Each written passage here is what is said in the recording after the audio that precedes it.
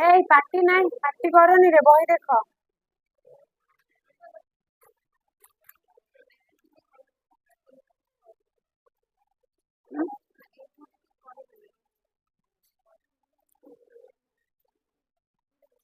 ଭାରତ ସର୍ବଦା ସତ୍ୟ ଶିବ ସୁନ୍ଦରର ଉପାସକ। ଏହି ତ୍ରିବିଧ ଆଦର୍ଶକୁ ବିଶ୍ୱ କାରଣର ବିଭିନ୍ନ ବିଭାଗ ରୂପେ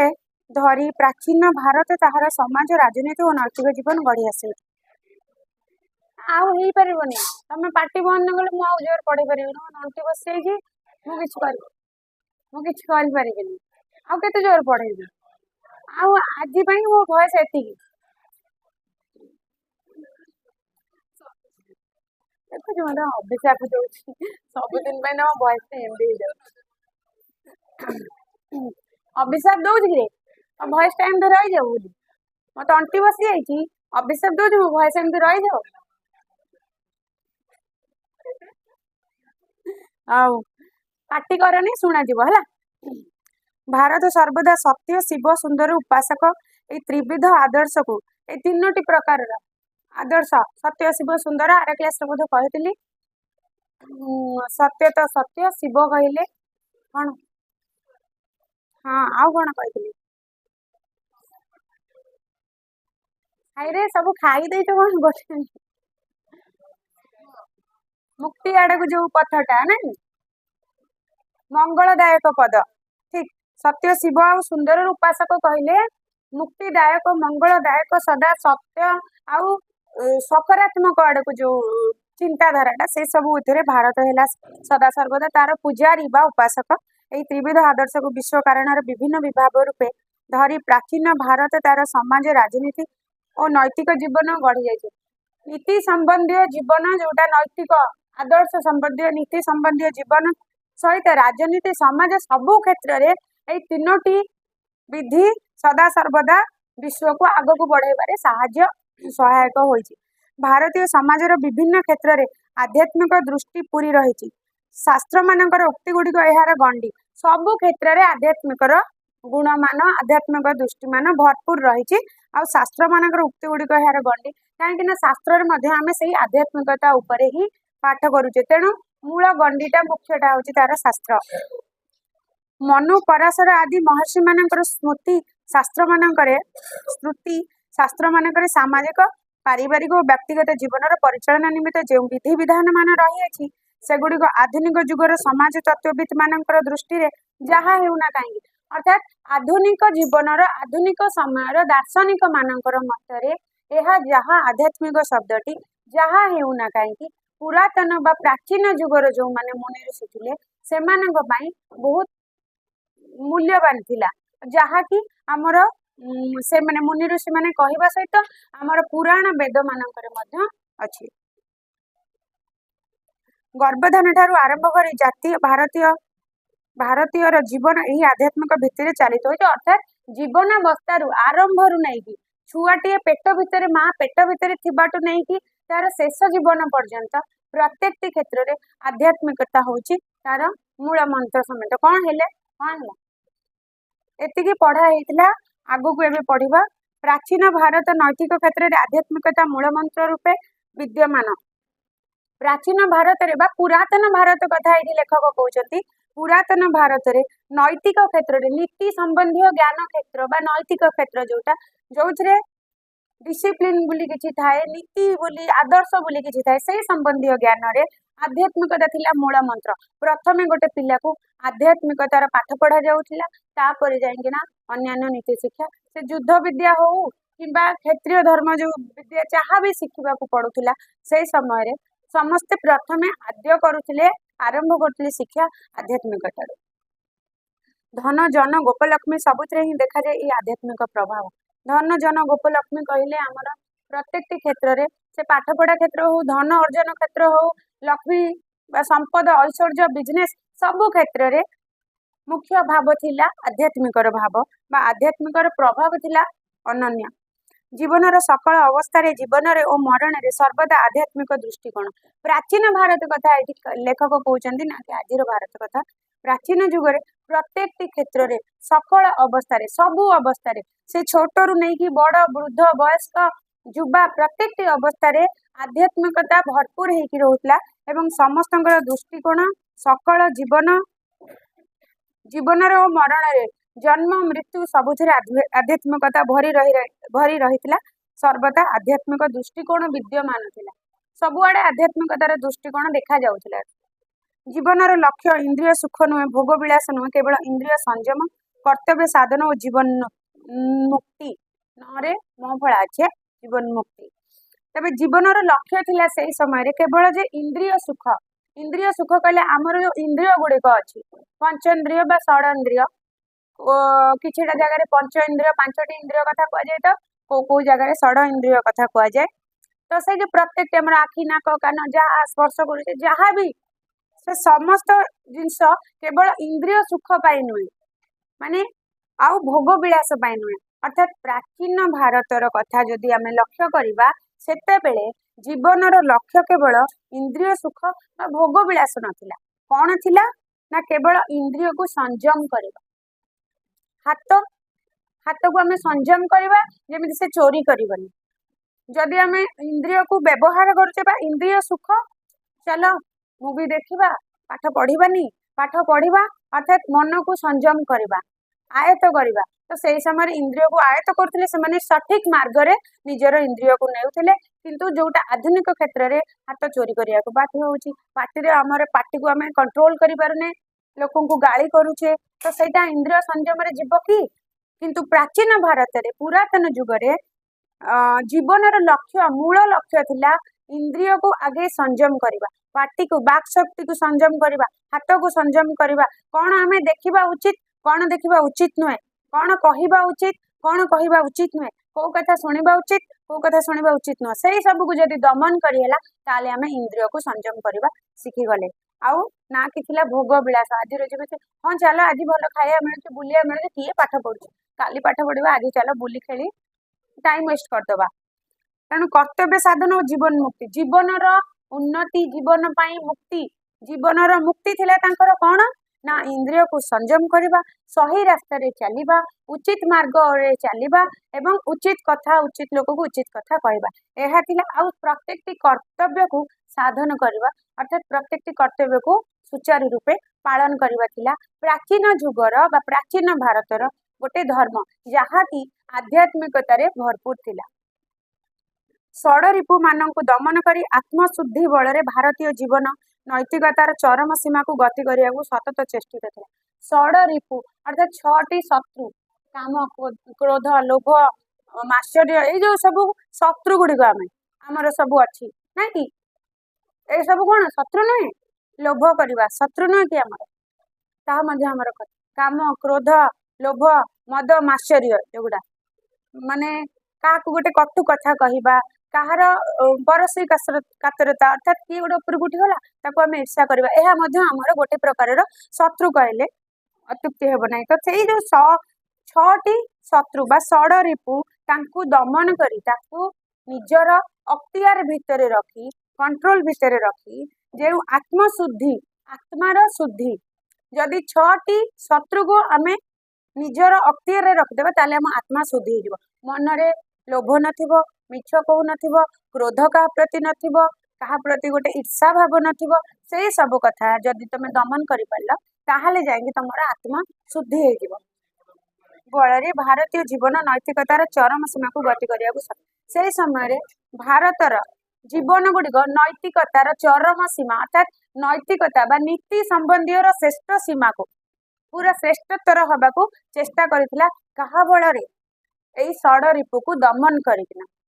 नहीं आध्यात्मिकता बଳରେ आध्यात्मिकता को मूलदुआ करिकी 6टी शत्रु को दमन कला परे जाइके आत्मशुद्धि करिकी से जाई पहुंची पारुथिला नैतिकतार चरम सीमा बा नैतिकतार शेष सीमा नैतिकता कहले कौन नीति संबंधी जहाँ नीति विरुद्ध रे जाउची ता नैतिकता नुहे बा नैतिक ज्ञान नुहे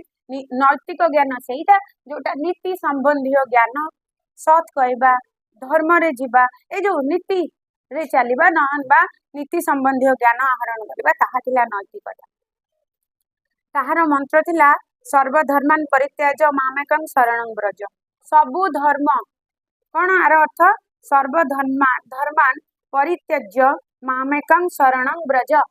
मामेकं निजको सबु धर्म को परित्याग करी, धर्म होची गोटाए केवल ब्रज भगवान को चरण रे निजको समर्पण भाव देखैबा। ये हिंदू, ये मुस्लिम, ये पुरुष, ये स्त्री, ये उच्च, ये नीच, प्रत्येक जाति धर्म को त्याग करिकी समस्ते समान बोले। जेमिति हमर गीतार अछि कृष्ण कहते वसुदेव कुटुंबकम, पूरा संसारटा होची गोटे कुटुंब भली, गोटे परिवार भली। यदि सेही भली मनोभाव करिवो ताहाले जाईकी परित्याज्य सर्वधर्मान परित्याज्य, सबु धर्म को श्रेष्ठ होची को धर्म? ईश्वर धर्म बा मानवीय धर्म। भगवान को विष्णु हुंतु कृष्ण जहाँकर जी अधिष्ठाता बा अधिष्ठात्री देवी तांकर शरण रे आसी जिबा हला सर्वश्रेष्ठ। परित्याज मामेकं शरणं व्रज, मामेकं माने कृष्ण कहते मोर शरण को आसी जा, सब किछि त्याग करिकी मते शरण नियो, ताहाले जाईकी तमे सब किछि प्राप्त होई परिबो। एई थारे ही एई आत्म समर्पण रे ही निजको समर्पण करिवार भाव, निजको भगवान का पाखरे ईश्वर पाखरे समर्पण करिवार भावटा ही प्रकृत नैतिक ज्ञान मानवर। मानवर नैतिक जीवन धारा आध्यात्मिक भित्ति उपर प्रतिष्ठित होइतिबार प्रमाण मिले। तो जदि आमे पुरातन भारत को देखिबा बा प्राचीन कथा को जदि आमे पढ़िबा कि जानिबा, ताले प्रत्येक प्राचीन युगर प्रत्येक क्षेत्र रे आमे गोटे जिंस पाइबा जे सबु जिंस आध्यात्मिकता रे ही गढ़ी उठिथिला।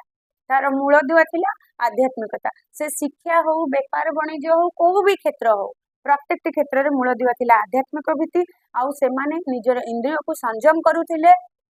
आजिकली का जेमिति राति पाइबो पेपर खेलेबो, न्यूज पेपर जदि समस्त पढ़ुथबो, पेपर खेलेबो, किए काको मर्डर करदेलेनी, भाई भाई भाई भाई को मार देलेनी, बापा माँ को मार देलेनी, माँ बापा को मार देलेनी, पुओ बापा माँ को मार देलेनी, तो बापा माँ बोहू को मार देलेनी कि झियो को मार देलेनी। केते घटना घटुची। ता सहित आज कोठी रेप हेलानी, कोठी मर्डर हेलानी, कोठी चोरी हेलानी, कौन कौन भ्रूण हत्या हेलानी, कौन कौन केते केते घटना घटुची। काहेकि सेगुड़ा बढ़ी जाइछि? कारण आम पाखरे आध्यात्मिक ज्ञानर अभाव अछि, नैतिक ज्ञानर अभाव अछि। नहीं नीति संबंधी ज्ञान कोटा ठीक कोटा भूल करिवार आम पाखरे माने जानिबार आम पाखरे कोनोसी प्रकार बुद्धि विवेक बोली किछि ना। जोउति पई कि ना रास्ता रे अगुरु रास्ता रे झियो माने गले, झियो माने त अगुरु बाहर को बाहर नते, जो माने भी जाउतले प्रत्येक पुरुष माने समान को सम्मान करथले। जो राजा राजुड़ा को जो माने अति क्रूर निष्ठुर थिले सेमानको कथा छाड़ी दियो, सेमान तो इतिहास रे कलंकित अध्याय गोटे गोटे, तांको कथा छाड़ी दियो। प्रत्येक साधारण लोक से गोटे झियो बो मान को सम्मान देवा जानते। आजिकल रास्ता रे गले मास्टर को भी मानना कमेंट मास्टर, टीचर टे बोली भी भावुना कमेंट कर दउछन ना कि नहीं। झियो पिला तो कमेंट करिया कथा कमेंट करिया, से टीचर हो कि स्टूडेंट हो कि कार भौणी हेतबो कार माँ हेतबो सेगुड़ा भाबिबार नहीं। तो ए गुड़ा होची नैतिक ज्ञानर अभाव, जोटा कि आधुनिक जुग रे धीरे धीरे धीरे धीरे लोप पाई गलानी, किंतु जहाँ पुरातन जुग रे भरपूर हेकी थिला। तो मानव मानवर कर्म क्षेत्र तेणु ये कहते भगवान प्रति आत्मसमर्पण भाव, निजको दमन करिवार भाव, निजर इंद्रिय मान को संयम करिवार भावटा ही प्रकृत ज्ञान बा प्रकृत आध्यात्मिकता। तेबे पुणी लेखक कहते मानवर कर्म क्षेत्र भक्ति और ज्ञानर सहयोग में परिचालित। मानव जो भी कर्म कर प्रत्येक कर्म विभिन्न लोक अलग अलग प्रकार कर्म कर, किए पिला पाठ पढ़ाऊँ, किए पाठ पढ़ुचे, किए खाद्य खुआऊँ, किए शुआऊँ, किए केते प्रकार काम मनीष मात्रे विभिन्न लोक विभिन्न प्रकार कर्म रे निजको नियोजित करछथि। ता भितरे जदि आमे से कर्म को देखिबा तेबे प्रत्येक कर्म क्षेत्र हमर भक्ति और ज्ञानर सहयोग रे हेबा उचित। जदि सेटा भक्ति और ज्ञानर सहयोग रे हेला ताहले से कर्मटा हला प्रकृत कर्म बोली कि मानि निया जिवो। तेबे कर्म भक्ति समन्वय और ज्ञानर साधक न हेले अकर्म रे परिणत। जेमिति कि चोरी करिवा मध्ये गोटे कर्म, हाँ ना नहीं से कर्म करुचे चोरी करुचे किंतु सेटा अकर्म ना सुकर्म? अकर्म। कहीं ना से भक्ति भाव अच्छी ना से ज्ञान अच्छी। जदि पाखे ज्ञान था से आउ क्या क्षति कला भली काम करता कि जे डकायत कर दिन दीपर मर्डर कर दे से भी गोटे कर्म, मर्डर करिया भी गोटे काम, किंतु सेटा को प्रकार काम? अकर्म। तो जदि आम मन जदि कहा प्रति गोटे भक्ति थी, गोटे सम्मान भाव थी कि गोटे दया भाव थी, ताले कौन किए क्या मारी पार कि तुम मैंने मार क्या मारी पार मर्डर कर पार सेटा शुभ ठीक। मर्डर करने मन में ज्ञान लोप करवा दरकार नहीं, जदि नैतिक ज्ञान बोली कोठी ना कोठी आम मन भितर टिके अच्छी ताले केबे भी हाथ जीवन क्या गोटे मारिबा पई बा का क्षति पहुंचेबा पई आउ ज्ञान जदि उपयुक्त ज्ञान आम पाखे अच्छी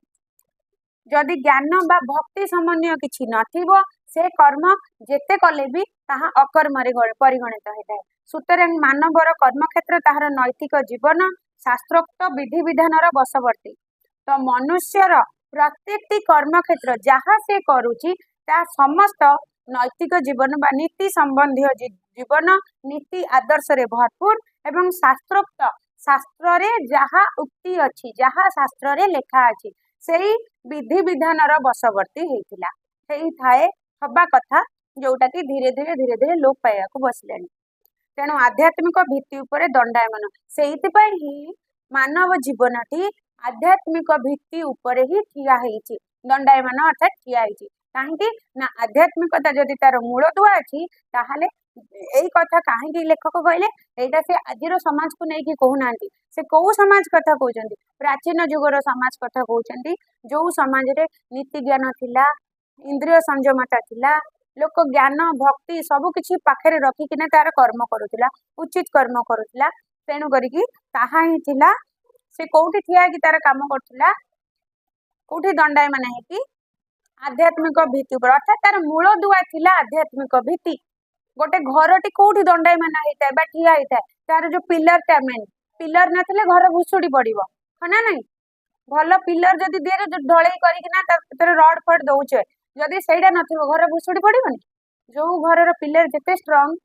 से घरटी सेतिकी स्ट्रांग जो घरटी पिलर किछि माने तमे मिसई थिबो किछि से बाली सीमेंट रा भाग माप कम थिबो बा से लुहा छड़र भाग माप कम थिबो कि भल छड़ दिया ही नथिबो से घर निहाती भाबरे भुसुड़ी पड़िबो ऊपर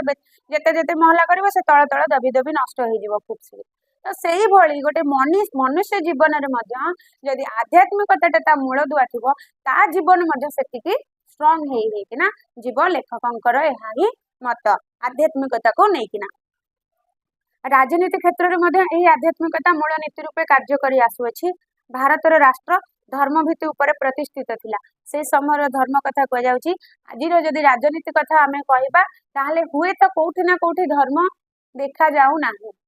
कोठी कोठी देखा जाउछि किंतु बहुत जगह धर्मर किछि ध अक्षर मध्य रहिनी आउ आध्यात्मिकता कथा तो बहुत दूर रे नीति ज्ञानटा जोटा कहउछंती नीति संबंधी ज्ञान तो तार प्रश्न ही उठुनी जदि नीति संबंधी रे जदि नैतिक ज्ञान रे भरपूर थांते आजिर राजनीति ताले धीरे धीरे जो असुविधार लोक सम्मुखीन रास्ता घाट माने थरे करदेले वर्ष वर्ष धरिकी रुहंता आज करथिबे पूजा आसीबो रास्ता घाट पालिस थिबो 8 दिन पर से रास्ता पूरा अवस्था खराब तो सेटा कोटा से राजनीति रही एटा गोटे प्रोसेस ना नुह कि तो जदि सेमानक पाखरे ठीक नैतिक ज्ञान थांता से कोन जानू ना जे रास्ताटा खराब हो गले लोक माने असुविधार सम्मुखीन होउछन से पैसा खाओ सेटा को पुणी जेते माने बारंबार तैयारी करबा सेते सरकार ठू पैसा आसीबो सरकार ये सब गोटे गोटे चैनल ना कि जहाँ भी हो आमे तो आजिकल राजनीति आड़ को जीवानी कारण सेटा तो समस्त देखुच अंगे लिभौच आहरी बड़ हेले धीरे धीरे अंगे लिभेब हुए तो जदि केतेबेले किछि परिवर्तन आसे ताहार बहुत भाग्यर कथा जदि किछि परिवर्तन हेगला तो आमे पढ़िबा प्राचीन राजनीति कथा जोटा लेखक लिखिछंती प्राचीन कालर राजनीति रे मध्य नीति संबंधीयता थिला आध्यात्मिकता भरपूर रही कारण सेतेबेले भारतर राष्ट्र धर्म भित्ति उपरे प्रतिष्ठित थिला प्रतिष्ठित अच्छे बोली लेखक कहना तो तांको समय कथा को भी से आखि आगे रखी ना आहरी पूर्व समय कथा को आखि आगे रखिकी कहते ना भारतर राष्ट्र सेतेबेले बहुत ही धर्म भित्तिक थिला अर्थात भित्ति है मूल दुआ धर्म थिला भारतर राष्ट्र रे मूल दुआ सबु क्षेत्र रे से धर्म को प्राधान्य देउथिले मन्युंकर उक्ति महती देवता ह्यसंग नर रूपेण तिष्ठति अर्थात भारतर शासन प्रणाली मूल रे ही निहित किए महती देवानां होस्या नर रूपेण तिष्ठन्ति अर्थात कहिबार अर्थ देवता माने नर रूप रे ही आसिकी दंडायमान देवता माने आकाश रे जो आमे भाबुचे स्वर्ग रे देवता माने अछंती हमकु से देखुतबे कि आमे तांको देखि पारुना से देखुतबे सेही देवता माने ଯେତେବେଳେ ଯୋଉମାନେ ଭଲ କାମ କରନ୍ତି ସାଧାରଣ କଥା ଯେତେବେଳେ ଗୋଟେ ଲୋକ ଭଲ କାମ କରୁଥାଏ ଆମେ କଣ କୁହନ୍ତି ଦେବଦୂତଟେ ତମକୁ କିଏ ଯଦି କିଏ କେତେବେଳେ ଗୋଟେ ସାହାଯ୍ୟ କରିଯାଉଛି ତମେ କୋଉ ବି ବିପଦରେ ପଡିଥାଉଛ ସେତେବେଳେ କିଏ ଯଦି ତମକୁ ସାହାଯ୍ୟ କରୁଛି ସେଇ ସମୟରେ ତମେ କଣ କହୁଛ ଯାହା ହଉ ଦେବଦୂତଟେ ଆସିକି ମତେ ସାହାଯ୍ୟ କରିଦେଲେ ନାଇଁ ସେ ଯୋଉ ଲୋକଟି ତମକୁ ସାହାଯ୍ୟ କରିଛି ସେ ଗୋଟେ ମଣିଷ ନା ଭଗବାନ ମଣିଷ କିନ୍ତୁ ଆମ ମନକୁ କଣ ଆସୁଛି ଭଗବାନ ହୁଏତ ମଣିଷ ରୂପରେ ଆସିଛନ୍ତି ନା ତ ପୁରା ବଡ ତମକୁ ଆସ୍ତିକ କହିବି କି ନାସ୍ତିକ କହିବି କି ଆଉ କିଛି ଶବ୍ଦ ଅଛି ମୋ ପାଖରେ ସେ ଶବ୍ଦ ନାହିଁ ସାହିତ୍ୟିକ ଶବ୍ଦ ନାହିଁ ତମ ପାଇଁ ପ୍ରୟୋଗ କରିବା ପାଇଁ ତେଣୁ କରିକି ସବୁ ସେଇଥିପାଇଁ ମନୁ ତାଙ୍କ ଉକ୍ତିରେ କଣ କହିଛନ୍ତି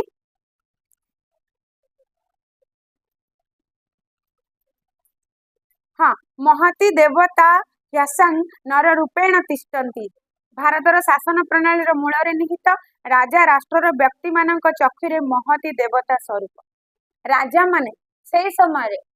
ରାଜା ମାନେ ପ୍ରଜା ମାନଙ୍କୁ ଏଭଳି ଭାବରେ ପରିଚାଳନା କରୁଥିଲେ ନା ପ୍ରତ୍ୟେକଟି ପ୍ରଜା ମାନେ ତାଙ୍କର ରାଜାଙ୍କୁ ଦେବତା ବୋଲି ଭାବୁଥିଲେ ମହତି ଦେବତା ଅର୍ଥାତ ରାଜା ରାଷ୍ଟ୍ରର ବ୍ୟକ୍ତି ମାନଙ୍କ ଚକ୍ଷୁରେ ମହତି ଦେବତା ସଦୃଶ୍ୟ ସିଏ ଥିଲେ ସୁତରାଂ ରାଜା ପ୍ରଜା ସମ୍ବନ୍ଧ ଏହି ଆଧ୍ୟାତ୍ମିକତା ଉପରେ ମଧ୍ୟ ପ୍ରତିଷ୍ଠିତ ସେଇ ସମୟରେ ଆମେ ଦେଖିବା ଯଦି ଆମେ ରାଜାଙ୍କ ଯୁଗକୁ ପଳେଇ ଯିବା ଏଇ ସାମାନ୍ୟ ଆମେ କାହାର କଥା କହିବା ହସ୍ତିନାପୁରର ରାଜା ଆମେ ଯିଏ ସୁରାଜା ଧୃତରାଷ୍ଟ୍ର ତ ଅନ୍ଧ ଥିଲେ ସିଏ ତ ଛାଡ ତା କଥା ମୁଁ କହିବିନି ରାଜାଙ୍କ କଥା ଯଦି ଆମେ କହିବା ପ୍ରଥମତଃ ଗୋଟେ ଦଶରଥ ନାଁ ଶୁଣିଥିବ ରାମ ରାଜା ଥିଲେ କିଭଳି ସୁଚାରୁ ରୂପେ ତାଙ୍କର ରାଜ୍ୟକୁ ପରିଚାଳନା କରୁଥିଲେ ଆଉ କୋଉ କୋଉ ରାଜା ଥିଲେ ଯିଏ କି ତାଙ୍କର ରାଜ୍ୟକୁ ପରିବାର ବୋଲି ଭାବିକିନା ତମେ ବୋଧେ ବଡପଣରେ ପଢିଥିବ ସେଥିରେ ଯେ ପ୍ରାଚୀନ ରାଜା ମାନେ ଯୋଉମାନେ ଥିଲେ ପରିବାରକୁ ପୁରା ରାଜ୍ୟକୁ ଗୋଟେ ପରିବାର ବୋଲି ଭାବୁଥିଲେ ଧର୍ମରେ ତାଙ୍କର ରାଜ୍ୟ ଚଳଉଥିଲେ ହଁ ଯିଏ ଧର୍ମ ସେମିତି କୋଉ ରାଜାକୁ ଶ୍ରେଷ୍ଠ ବୋଲି ତମେ କହିପାରିବନି ଯୋଉ ରାଜା ତାଙ୍କର ପ୍ରତ୍ୟେକଟି ପ୍ରଜାକୁ ନିଜ ପରିବାର ବୋଲି ଭାବୁଥିଲେ ପ୍ରତ୍ୟେକଟି ପ୍ରଜାର ସୁଖ ଦୁଃଖରେ ଠିଆ ହଉଥିଲେ ସେ ସବୁ ରାଜା ହେଲା ଶ୍ରେଷ୍ଠ ରାଜା ଭଲ କିଏ ଇଏ ଭଲ ଗୁଣଟାକୁ ତମେ ଫାର୍ଷ୍ଟ ସେକେଣ୍ଡ ଥାର୍ଡ କରିପାରିବନି ଜଣଙ୍କ ପାଖରେ ବହୁତ ଭଲ ଗୁଣ ଥିଲେ ଜଣଙ୍କ ପାଖରେ କିଛିଟା ଭଲ ଗୁଣ ଥିବ ତ ଭଲ ସବୁବେଳେ ଶ୍ରେଷ୍ଠ ତାକୁ ତା ଉପରକୁ କାହାକୁ ନେଇ ପାରିବାନି ଆମେ ହେଲା ତେଣୁ ଯିଏ ଭଲ କଲା ସେ ସମସ୍ତେ ଶ୍ରେଷ୍ଠ ଯିଏ ସମସ୍ତଙ୍କୁ ସାହାଯ୍ୟ କଲା ଯିଏ ସମସ୍ତଙ୍କୁ ଧର୍ମରେ ନେଲା ସେ ସମସ୍ତେ ହଉଛନ୍ତି ଶ୍ରେଷ୍ଠ ତା ଭିତରେ ଆମେ ସବୁଠୁ ବେଷ୍ଟ କରିପାରିବାନି ହେଲା କହିବା ବି ଉଚିତ ନୁହେଁ ଯେତେବେଳେ ଜଣେ ଧର୍ମ କରୁଛି ଆଉ ଜଣେ ବି ଧର୍ମ କରୁଛି ତ ଜଣକୁ ବେଷ୍ଟ କରିଦେବା ଆଉ ଅନ୍ୟ ଜଣେ କଣ ସେଟା ଅଧର୍ମ କି ତା ଧର୍ମ ଉପରେ ତାକୁ କଷ୍ଟ ହବ ନା ନାଇଁ ତେଣୁ ସରି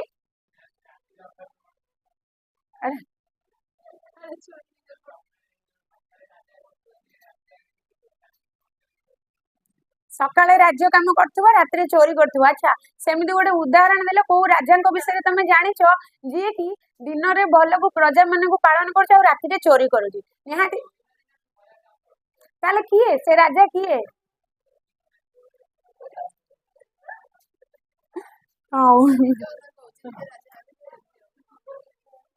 ସମସ୍ତେ କହୁଛନ୍ତି ତମେ ରାଜା ହେଲେ ସେମିତି କରିବ ବୋଲି ସମସ୍ତଙ୍କର ମତ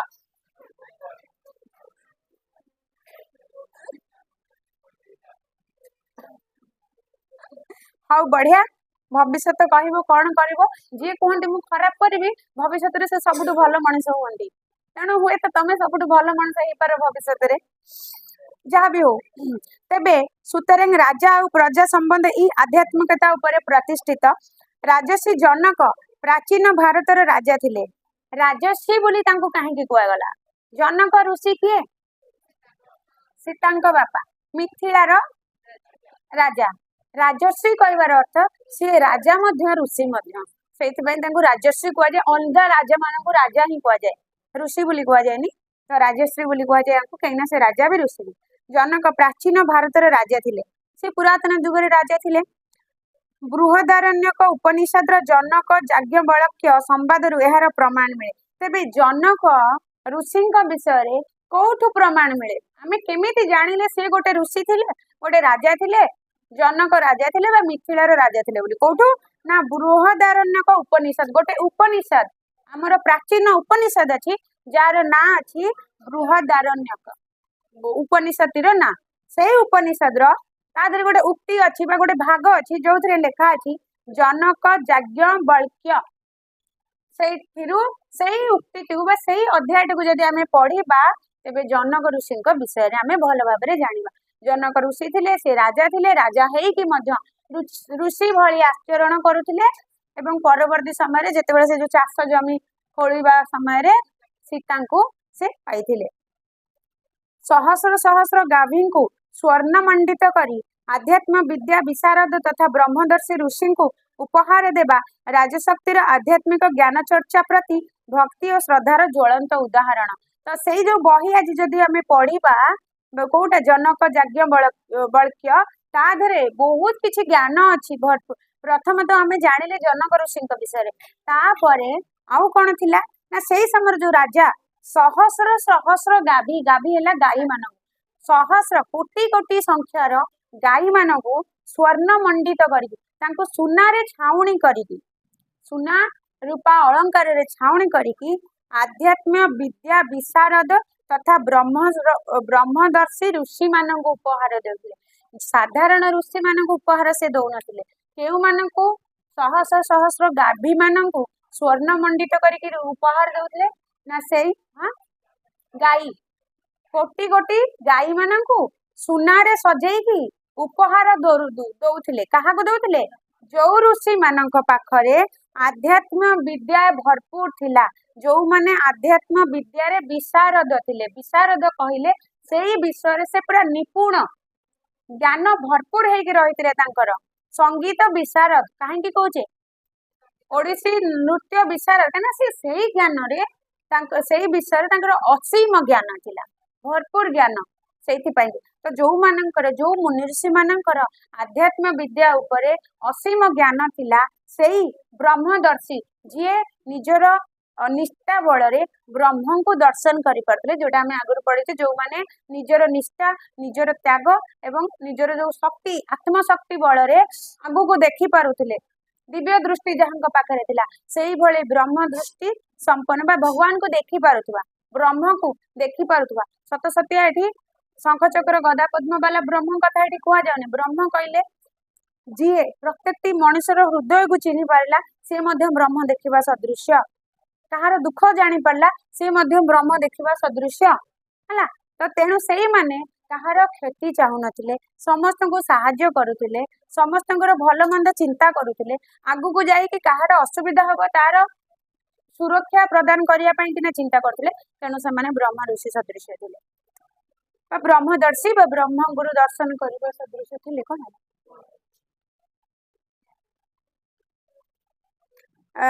तब विशारद तथा ब्रह्मदर्शी ऋषि को उपहार देवा राजशक्तिर आध्यात्मिक ज्ञान चर्चा प्रति भक्ति और श्रद्धार ज्वलंत उदाहरण यह ही थिला सेते बेलर राजा मानकर उदाहरण जोटा कि जहाँ पाखरे भक्ति और ज्ञान थिला बोली आमे जानी परिबा कहीं ना से भली भक्तिवान लोक मानू से भली ज्ञानी गुणी लोक मानू एते सारा जिनस दान धर्म करुले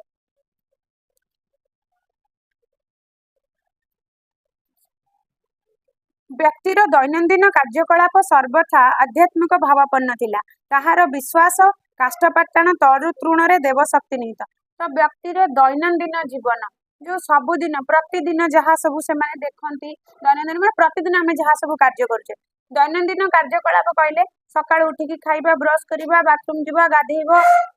ड्रेस पिंधिब जहाँ ठाकुर पूजा कर जहाँ आम प्रत्येक दिन पाठ पढ़ा जहाँ आम प्रत्येक दिन करुचे से जो कार्यकलाप सर्वदा आध्यात्मिक भावापन्न थिला भाव आध्यात्मिक भाव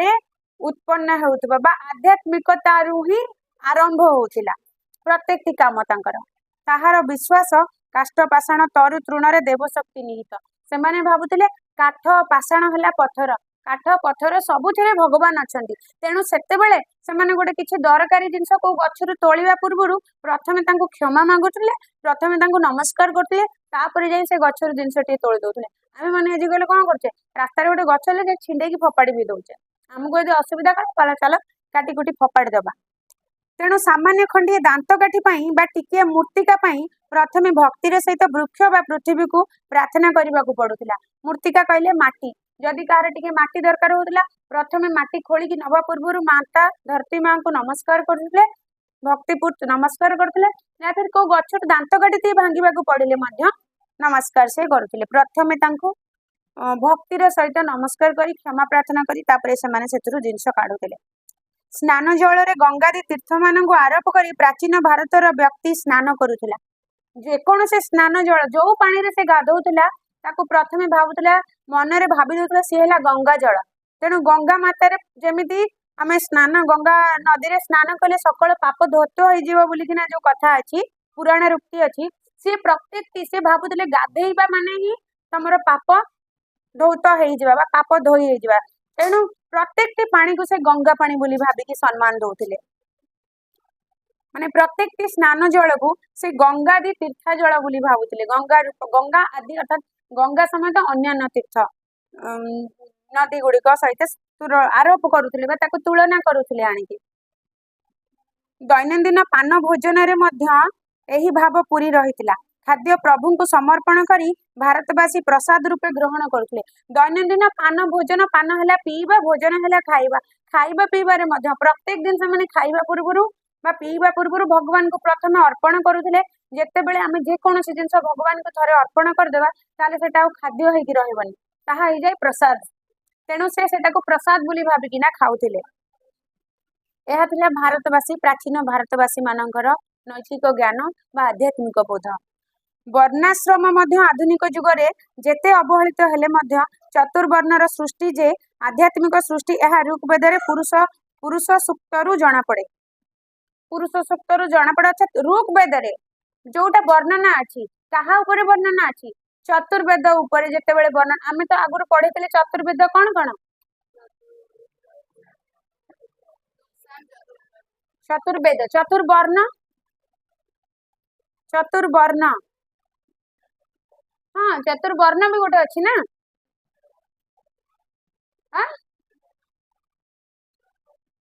वर्ण माने तमे कौन भावुच हाँ हाँ हाँ चतुर्वर्ण कौन चारिटा रंग ना चतुर्वर्ण कहले जो सेते बेले हमर गीतारे मध्य अछि भगवान सृष्टि करथिले चतुर्वर्ण जोटा को परवर्ती समय रे लोक माने ताको अपभ्रंश करदेले चारटा वर्ण ब्राह्मण क्षत्रिय वैश्य शूद्र हला चतुर्वर्ण सेटा जो माने पूजा पाठ शिखी चंती जाति आज के ताको जाति प्रथा करदेले प्रकृत रे सेटा जाति अनुसार हे नथिला चतुर्वर्ण काम हिसाब रे होतिला खुशी लगिला आज प्रथम थर पई गोटे बढ़िया आंसर देला छुआटा मोर ठीक वेरी गुड तो काम अनुसार जदि गोटे लोक भल वेद पाठ करि पारुची पूजा पाठ शिखी ताले से ब्राह्मण काम करिवो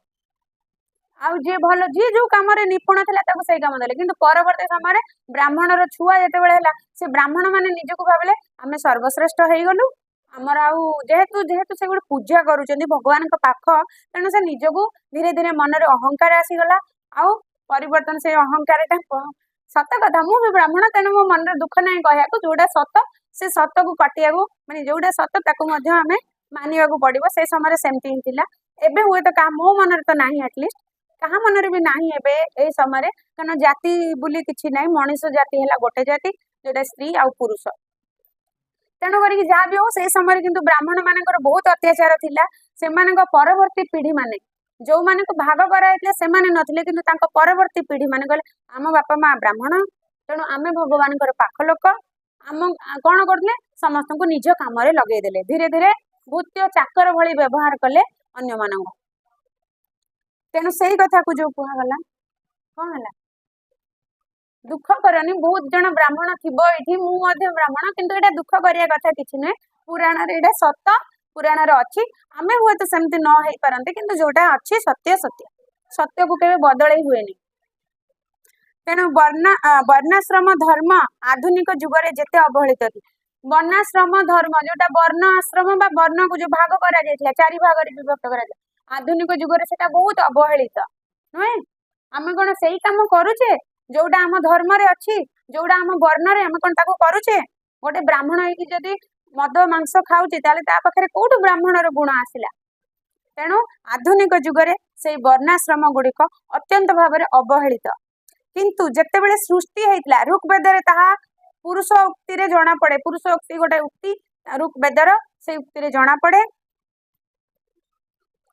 सुक्ति बा पुरुषोक्ति पुरुषर उक्ति पुरुषोक्ति ताकू जते बेले आमे संधि विच्छेद कर देबा पुरुषोक्ति सॉरी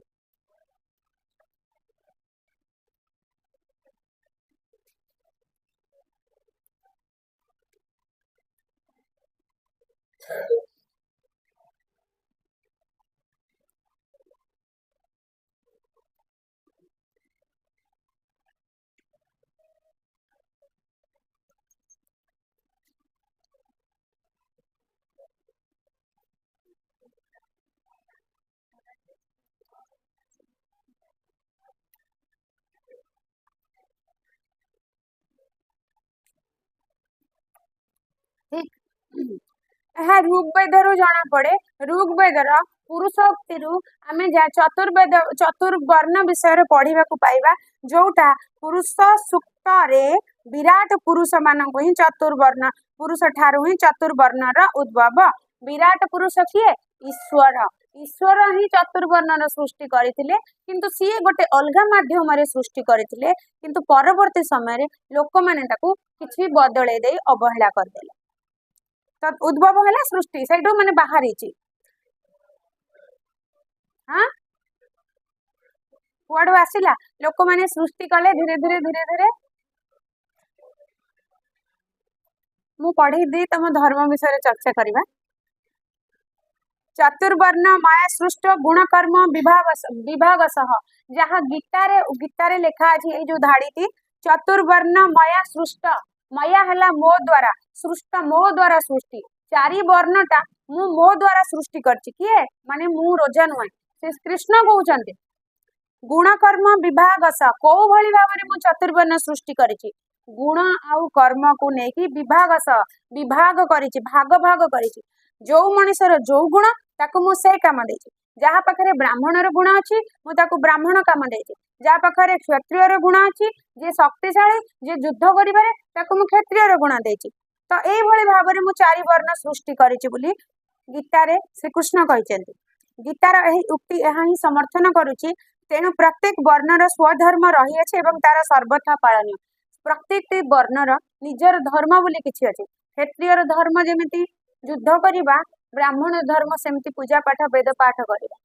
वैश्य शूद्र सेमानक धर्म हला सेमाने ब्राह्मण और क्षत्रिय मानक सब कार्य रे सहाय्य करिबा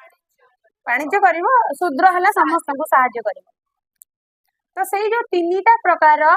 भाग हेई गला सॉरी चारिटा प्रकार भाग हेई गला ताकू आजिका समय रे आहुरी अगणित भाग रे भाग कर देले ऑक्युपेशन जदि हमें बढ़िबा कोटी कोटी ऑक्युपेशन हेई गलानी नै किंबा जदि ताकू प्रोफेशन को नै जिबा आउ टिके माने कोन आधुनिक कर देबा ताले आहुरी भाग हेई जिवो नै कि से कंप्यूटर जे चलो जे से भी गोटे प्रोफेशन ताकू जे से कंप्यूटर रे जे डाटा एंट्री करते तार गोटे प्रोफेशन जे डिजाइनिंग करते तार गोटे प्रोफेशन जे तमरो कोन अकाउंटिंग करते तार अलगा गोटे प्रोफेशन तेन धीरे धीरे धीरे धीरे सेटा केते गुडाए परिवर्तन हे गलानी से जा हो तेनु कृष्णंकर मतरे किंतु तेणु प्रत्येक वर्णर स्वधर्म रही एवं ताहा सर्वदा पालनीय स्वधर्मे निधन श्रेय परधर्म भयावह अच्छा स्वधर्म रे निधन बरंग हे जीवाटा श्रेयकर किंतु परधर्मटा भयावह जो कहते निजर आ गोटे धाड़ी अच्छी कौन निज बुद्धि रे घास काटिया भल भल पर बुद्धि रे घोड़ा घोड़ा घोड़ा चढ़ीबनी केबे तो निजर आ गोटे धाड़ी अच्छी अपना बास पर उआस निजर बास श्रेष्ठ परर उआस छोटिया कुड़िया घर हेले भी निज घरटी समस्त को भल लगे पर घरे उआस हेले भी दिने दिने रहिला परे भल लागिबनी मने पड़ियो पुणी आम से पुराणा कुटीर से छोटिया हेले भी से आम पई श्रेष्ठ तो सेही भली निज धर्म ही श्रेष्ठ अन्य धर्म श्रेष्ठ नुहे बा भल लगे भयावह सब बेले मोट उपरे कहबाकू गले व्यक्तिगत और समष्टिगत जीवन आध्यात्मिक भितर चालित हो श्रृंखलित और सुख शांतिपूर्ण रही तो सही समय जदि आम पूरापूरी भाव में कहवा ताले समष्टिगत और व्यक्तिगत अर्थात पर्सनाल जे लाइफ तार लाइफ एवं मिसिकिना जो गोष्ठी से सबु किछि आध्यात्मिकता भितर अति श्रृंखलित भाव में जीवन यापन करुले एवं सुखरे शांति रे रहुले किंतु हाय आज मानव निजकू कर्ता हंग बोली कही आपणार तथा समाजर बा जातिर अकल्याण साधन कर कर्ता हंग माने मु ही अहंग कर्ता अहंग कर्ता हंग मु ही कर्ता मो बिना किछि हे परिबनी मु जदी रहिबनी कि सब माने अधूरा ए जो मनर अहंकार भावटा पई समाज निजर व्यक्ति सहित पूरा समाज मध्य अधपतन आड़ को जाउची एवं समाज मध्य अकल्याण होची मानव समाजर रक्षक हेबो कौन बरं भक्षक परिणत होती तेबे मानव होची समाजर रक्षक समाज को रक्षा करबा हेला तार गुरु दायित्व किंतु से समाज को रक्षा करबा परिवर्ते कौन करछ भक्षण करछ चलै दउछ खाई दउछ से खाइबार अर्थ कौन समाज को से खाई दउछ नष्ट कर दउछ तळु को नै जाउछ पतन विमुख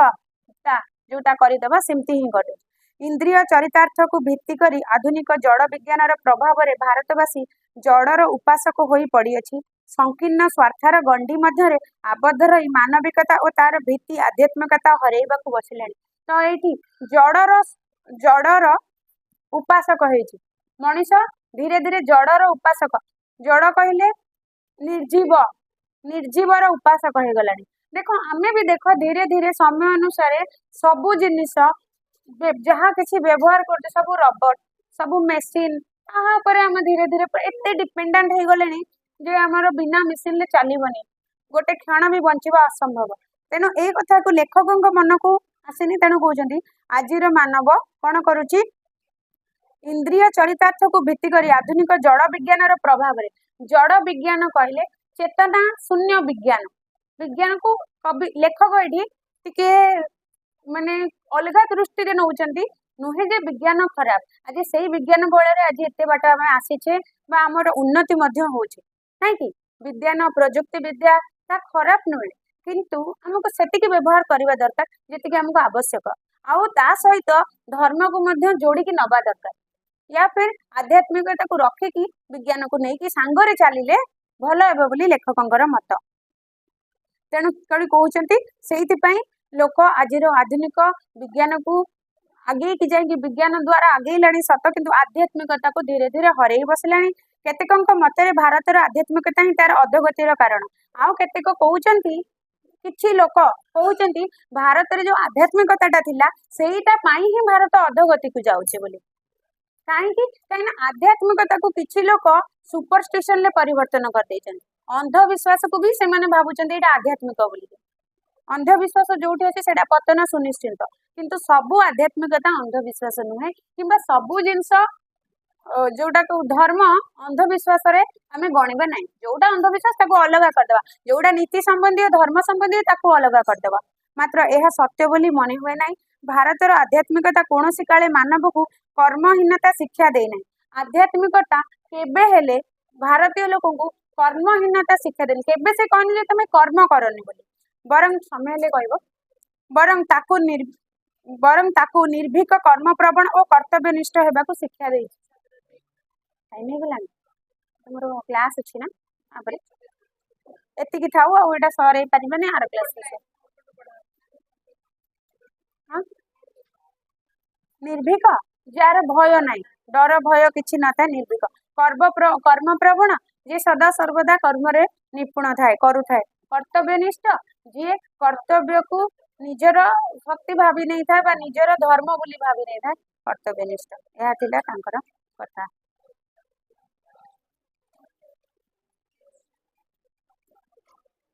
137 पेज एतिरा आर क्लास रे एटा सरे कि नुवा विषयटे स्टार्ट करिबा आ पढिथिबो जदी किछि डाउट होला आ थोरे बुझेबो आ एडी कवि ना किछि लिखिबि कि रे दादा एटा मुने हे देखा हाँ हाँ ମୁଁ को ମୁଁ ତମକୁ ଦିନେ କହୁନଥିଲି ମୋର ଗୋଟେ ଏମିତି ଅଛି ଥରେ କହୁଥିଲି